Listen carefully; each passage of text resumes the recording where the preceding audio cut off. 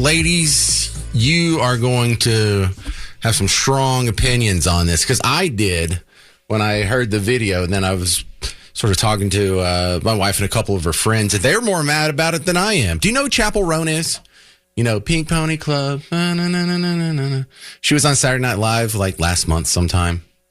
Anyway, she's one of the biggest pop stars in the world right now. She's on like her fourth top 10 hit. And she's not bad. Look, I have 4 young kids, so I know all these people at this point. Not by choice. But Chappell Roan was in an interview here, and she says none of her friends with kids are happy. Check this out. All of my friends who have kids are in hell. In hell. I don't know anyone. I actually don't know anyone who's like happy and has children at this age. I have like a 1-year-old, like 3-year-old, 4 and under, 5 and under. I literally have not met anyone who's happy, anyone who has like light in their eyes, anyone who has slept. So no one that has young kids that is in her orbit seems happy. Okay, a couple of questions here. Could that possibly even be true? Or is this just her perception of it? If it is true, are they really unhappy, or are we just conditioned to talk about, oh man, being a parent is so hard. I hadn't slept in like 3 months, and oh my God, it's so difficult. Like we've made victimhood such a moral imperative that people rush out there to act like what victims they are and what difficulties they have with life. And I don't know why we discourage people run around saying, oh man, my life's great. Doing so good. Got a great family. Love it. New kids. Yeah, I hadn't slept very much, but it's the best thing that ever happened to me. Well, that's how people where I'm from talk about little kiddos. So is this a city culture thing? Is this just because she has her friends that are in Hollywood? But then there's also a couple of other questions like, okay, let's go ahead and give her the benefit of the doubt. She probably only has a handful of close friends in her orbit that are going through young childhood right now.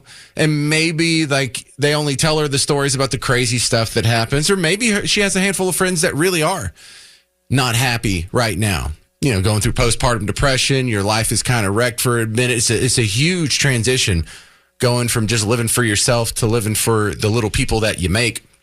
So I'll go and give her the benefit of the doubt. Maybe the 5, 6, 7 friends that she has that have gone through this phase of life that are close enough that she feels comfortable, you know, making this judgment. Maybe they're not happy, but why, even if they're not, who said that's a bad thing? Maybe you're not supposed to be happy for the first couple of years you have a kid. You're not supposed to be happy because it's difficult, because they can't take care of themselves, because you've gone from waking up and doing whatever you want to do outside of work all day, every day, to now your life is chained to this person who will die without your help. And you have this innate biological instinct to just worry in ways that didn't exist before, and you're trying to figure all that out. I never worried about dying. I mean, not seriously worried about dying until I had kids. Like now I'm like, oh my God, I got to get some life insurance. If something happens to me, you know, who's going to take care of them? You know, there's a whole nother level of concern and worry and responsibility that comes with having a kid. But why is that a bad thing? You know, I don't know. I try not to be political when I hear things like this, but I feel like part of modern America, part of this modern evolution of feminism, they've taken the most natural thing any woman who's ever existed can possibly do and equate it to hell. And I don't know if this is narcissism. I think we use that word too much. It's just a base selfishness, really, that the idea that sacrificing your well-being or sacrificing your health or your time in any shape or form and living for someone other than yourself, this is slavery now? Is that what this is? Because I don't know if they're really upset or they've just been brainwashed to think that. But you're not supposed to be happy all the time. Something I tell my kids and something that coaches try and tell all of their players is that anything worth having in life, any accomplishment worth having in life, you're going to have to suffer for it. There's going to be long stretches of unhappiness. Whether it's something big and majestic as George Washington, you know, in the Revolutionary War, going through all those winters, losing all that battle, losing your only son who got sick from exposure as a soldier in the Revolutionary War. You think he enjoyed that? Or was it still the right thing to do? Aren't you glad he pursued it anyway?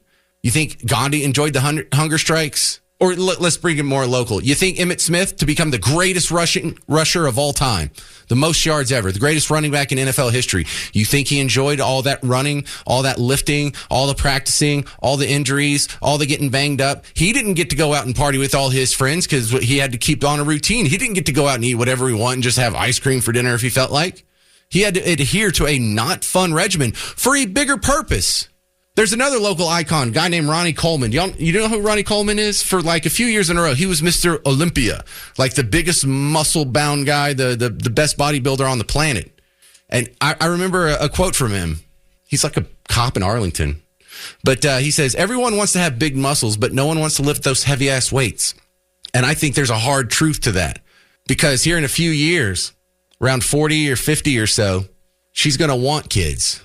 And it's going to be too late. And not everyone, listen, and I hate to paint with a broad brush because there are people out there, small percent of the population, they can be just as happy as anyone else without kids, and they just didn't get that gene or they didn't get that instinct. But the normal experience for all human beings through 200,000 years of having Homo sapiens on this planet is to form a family, having children, raising your children. It's a beautiful thing. And once you do it, you feel like, oh my goodness, all these instincts are kicking in. Like when you were a kid and you didn't know why you were so angry until you took a nap and you're like, oh my God, I feel so much better. Well, there's like a lot of stresses in your life, a lot of instincts that are just gnawing at you, especially when you're in your 20s about having a kid. And then when you have a kid, you're like, oh, this is what I'm supposed to be doing. But I think overall, foregoing children is not the path to being happier. Sure. Chappell Roan's going to be happier today because she gets to stay up and party all night and take tequila shots while some of her peers are up with a crying baby who has colic. But one day, you will ask Chappell Roan if she regretted that, if she regretted foregoing kids. She might say yes. But for all these mothers out there who aren't going out and partying and who are forming a family and all the fathers who are right there and going next to it with them, none of them in 20 years are going to regret the sacrifices they made. You want to talk about happiness? Let's fast forward to the end of life. See who's more happy. See who's when you die and you're surrounded by your kids and your grandkids and, God willing, even your great grandkids, maybe a couple of nieces and nephews in there. Or would you like to die, cold and alone with, I don't know, maybe your tour manager in there and a music producer and some guy you called a boyfriend off and on for the last couple decades? And the I don't want to say scary part about this, but the sad part about this is this whole idea of discouraging children and family formation. It's a weird form of suicide. It's not even suicide. It's like an auto-genocide. But is Chappell Roan right? Are you supposed to be happy when you have kids? Is having kids, does that make you less happy? Now, for those of us who have had babies, we find this absolutely appalling. If you still haven't had babies because you're too young or you just skipped that whole process, you still probably get it. You don't have the same sort of visceral reaction that we do. But I remember kind of buying into this thought process when I was, in late teens, early 20s. Having a baby is the most scary thing in the world, and your life is going to change. It'll never be the same. And we even joked about some of our older friends, or I don't know, friends that are our age, when they get married and have a kid, they just disappear. Oh, yeah, whatever happened to Tommy? Oh, we lost him. What happened? Did he die? Did he move to Colorado? No, he got married. So, no more friend there. And so I figured I was just going to be like walking the plank, basically. Best thing that ever happened to me. How many people do you know that talk about their kid? Best thing that ever happened to me. How many single moms do you know where they were left destitute by the baby's dad, and then they had to go move back in with their parents and take in whatever crappy job that they could get, and then they went to night school at night while working a full-time job while trying to raise a baby on their own, and it's the best thing that ever happened to them. Boy, I think we need to get that message out, because this whole idea that babies and forming a family is ruining your life, this is the kind of thing that collapses a society. 800-288-9227. This is Nicole in Lowry Crossing. You're on WBAP. What do you think? Hey, James. Hey, Having Nicole. babies is the best thing that's ever happened to me. I have an 8-week-old and an 18-month-old. Oh, so you have Irish twins pretty much. Yes, I do. Are you Irish? I'm not Irish. Not even party feels like Jewish. So where do you Not think this even is coming from? Do your friends have that same sort of fear of babies? Yes, I think so. I think it's social media. Do you hear him here in the background? I think it's social media and what the left message has been for so many years on feminism, really. Yeah, and I kind of want to blame feminism a little bit for this, but also it's more general than that, because I hear people who are definitely not feminists that just love to tell you how difficult it is to be a parent and how it's harder than ever. And, I don't want to bring a baby into this world, not with the world like this. And then when I actually got into being a parent, I have 4 kids now. I was like, this is way easier than everybody made it out to be. We have so many tools at our disposal, and whatever knick-knack made of plastic that you need was invented long before we got here. And we have these strollers that collapse into a car seat that use the buckle. I mean, it was much easier than I expected. I'd agree. And I'm tired, but it's so worth it. And my husband is really hands-on, which I'm grateful for. And I think that makes it all the more easier. Yeah, I think that's got to be a big player in your happiness level is the person that you chose to procreate with. How are they doing with it? Are they still around, number one? Are they much help, number two? And I don't just mean bringing in an income. I mean, I don't want to brag here, ladies, not trying to make you all jealous, but I have changed thousands of diapers because wife stayed home for a little while and I worked. But if we were both in the house, we just took turns on diapers. And so I didn't do half as much work as she did.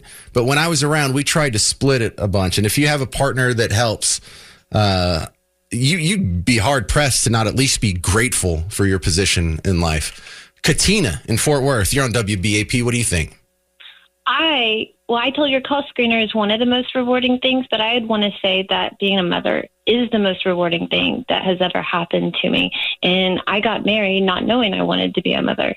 And actually, I mean, it's hard, definitely at times, but being the most rewarding thing, and I'm a Christian. I live my life for my Lord Jesus Christ, and raising children has really brought me closer, and losing my life for his sake has really, I found purpose in life.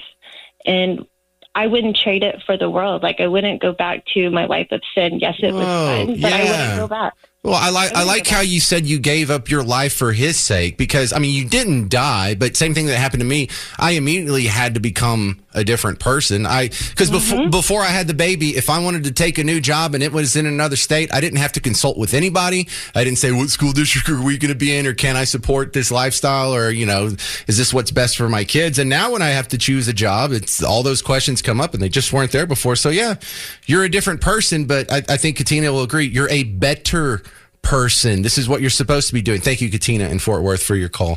And my concern here is that just this general anti-family idea, and I'm not blaming Mary Tyler Moore. I'm not blaming Murphy Brown, but we have had these sort of culture war issues where you would think we all agree, forming a family and having kids and a house in the suburbs, white picket fence. That's the American dream, right? Well, not to some people. For some people, it's hell. Not exaggerating. All of my friends who have kids are in hell. Hell. I don't know anyone. I actually don't know anyone who's happy and has children at this age. I have a 1-year-old, 3-year-old, 4 and under, 5 and under. I literally have not met anyone who's happy, anyone who has light in their eyes, anyone who has slept. While we were on the break there, it was pointed out to me by a guy named Steve. How many times does she say like in that clip? But before I get back to the phones, 800-288-9227, 800-288-9227. Let's count it. How many times does she say like in this 20-second clip? Ready? Go. All of my friends who have kids are in hell. I don't know anyone. I actually don't know anyone who's happy and has children at this age. I have a 1-year-old, 3-year-old, 4 and under, 5 and under. I literally have not met anyone who's happy, anyone who has light in their eyes, anyone who has slept. Yeah, so we got a literally in there too. Well, that was 5, 6. I appreciate the effort, sir, but it gets a lot worse than that, Steve. The reason why I think maybe this is part of a larger movement, Jasmine Crockett was asked, what's your message to Trump voters who are discouraged when they see what he's doing, who are upset when they see how he's actually governing. And she said she got hoodwinked, or they got hoodwinked, you got hoodwinked. But then she kind of spills into a similar train of thought here. Jasmine Crockett. this is what I say. I say you got hoodwinked, and that's okay. That's okay.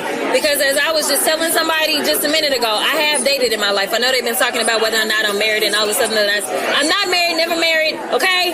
Just want to get that out there. But I have dated. And I will say, any of us that have ever dated, we've been hoodwinked a time or two. Where we done sat there and we thought that he was going to be so great for us because he sold us on all the things, or her, okay?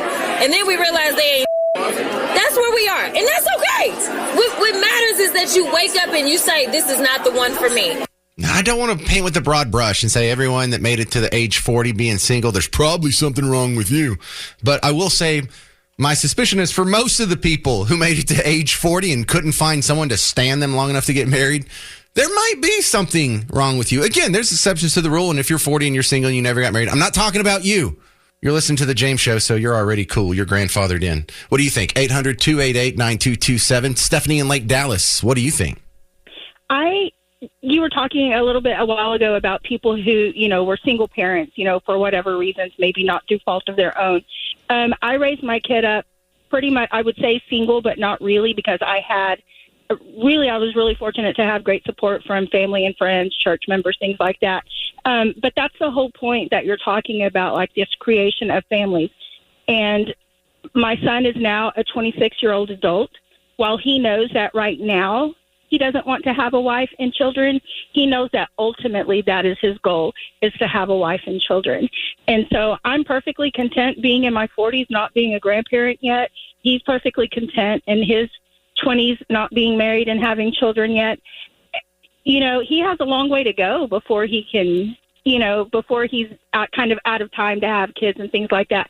I'm grateful that he is taking into consideration the things that I had to sacrifice and the things that I had to go through to be a good parent to him. I wouldn't trade any of that for the world. Back then, yes, I was saying, oh my gosh, when am I going to sleep? And I was working 3 part-time jobs and going to school full time, and it was difficult, but I was happy. I loved my child more than anything, and I would do those things for him 100 times over if I could. I would make those same sacrifices for him. He's a wonderful human. Despite not having a dad in the house, he has grown up to be a wonderful young man. He works very hard. He's very respectful. And like I said, he's made his decisions. Right now, I don't want a wife. I don't want children. I want to enjoy my singleness. There's nothing wrong with that, decision to do that and being responsible enough to not bring a child into the world when you're not ready. But to completely eliminate the option and say, I'm just not going to have any children because no one I know with children is happy. Like, I would review what kind of people you're, surrounding yourself with.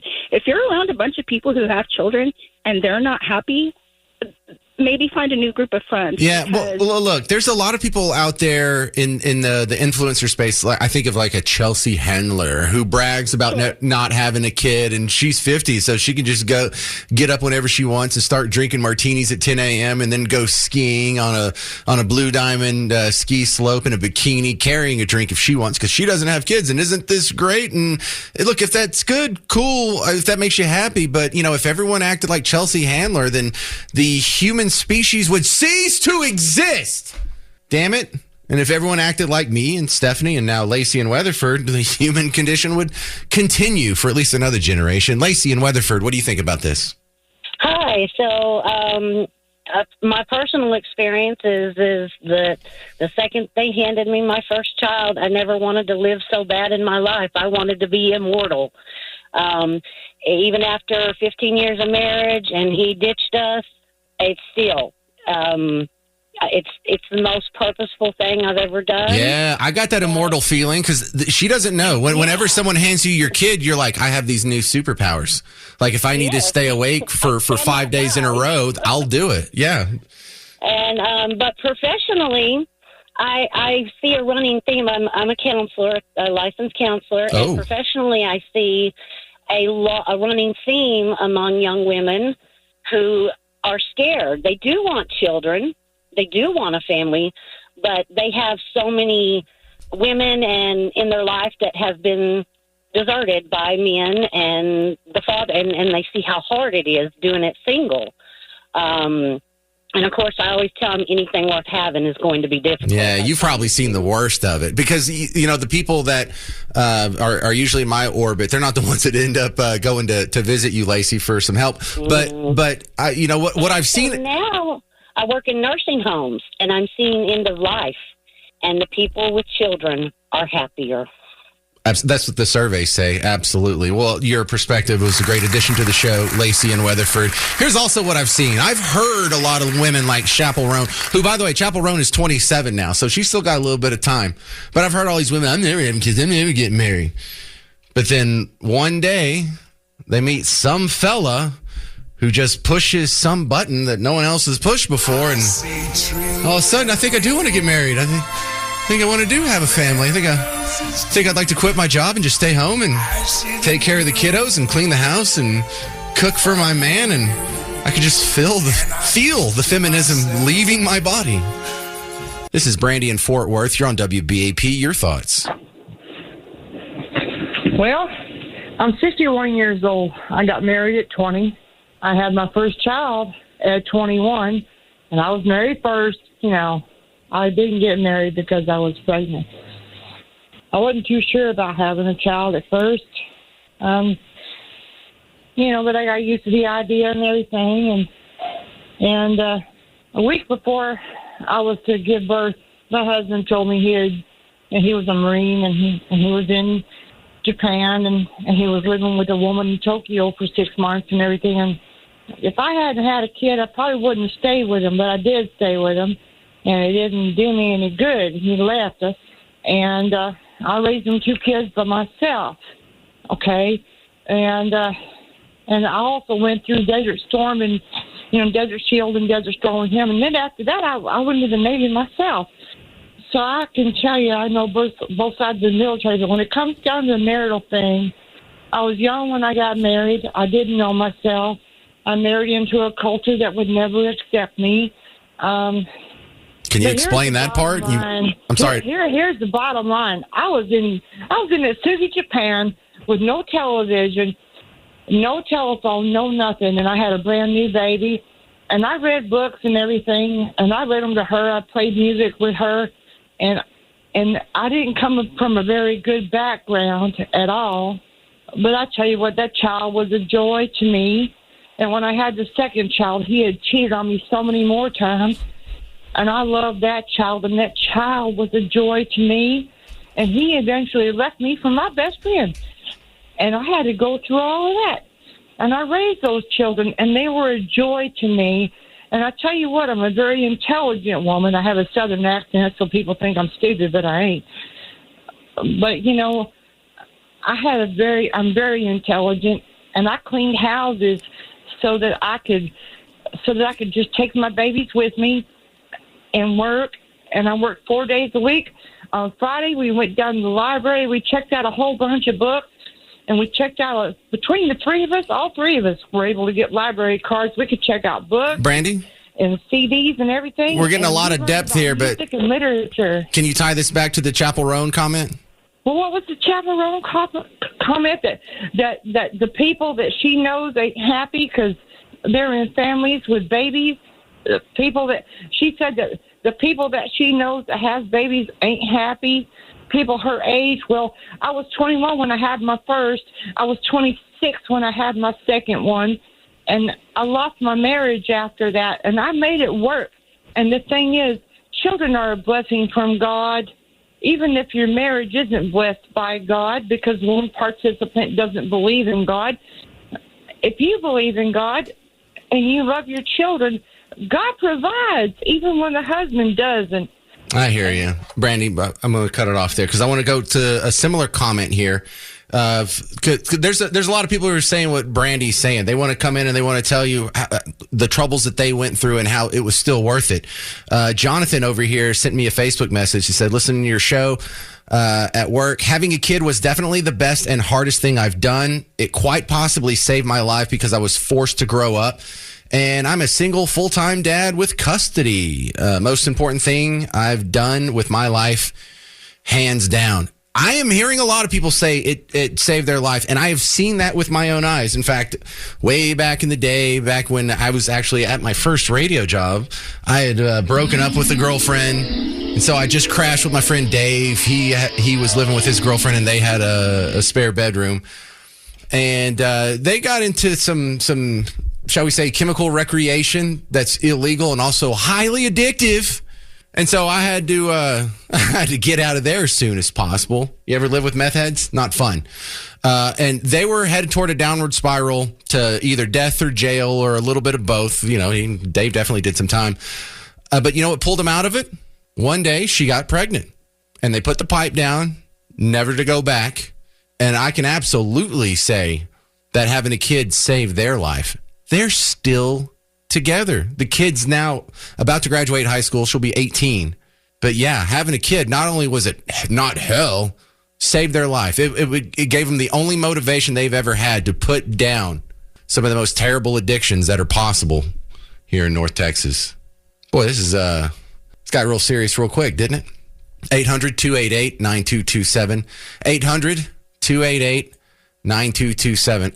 I guess I just want to leave you with, for those of you who are on the fence or scared of having kids, not only is it not hell, it'll be the best thing that ever happened to you. It's a lot easier than you think, but it's easy. It's just as hard as you think.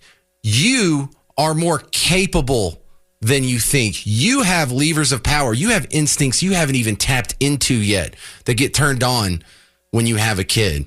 I'm James Parker. It's News Talk 820 WBAP, now on FM at 93.3.